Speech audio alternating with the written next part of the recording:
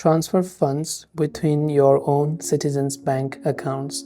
To transfer funds between your own Citizen Bank account, like maybe from saving account to current account to savings account, or vice versa, what you do is we first go ahead and then basically launch the Citizens mobile banking application right there.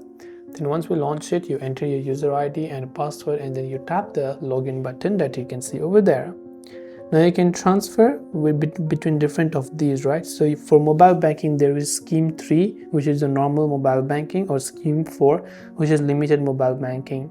On scheme 3, this scheme allows you to transfer funds to any account within the bank, or on scheme 4, this scheme allows you to transfer to 10 designated accounts within the bank. So that way you'll be able to transfer funds. Now once you go there, choose the transfer funds option, select the account you want to transfer to within the bank, enter the amount and confirm the transfer. So I hope the video helped you out. If you have got any further questions, do feel free to also leave them down in the comment section below. As always, thanks for watching till the very end of the tutorial, and see you soon in our next video.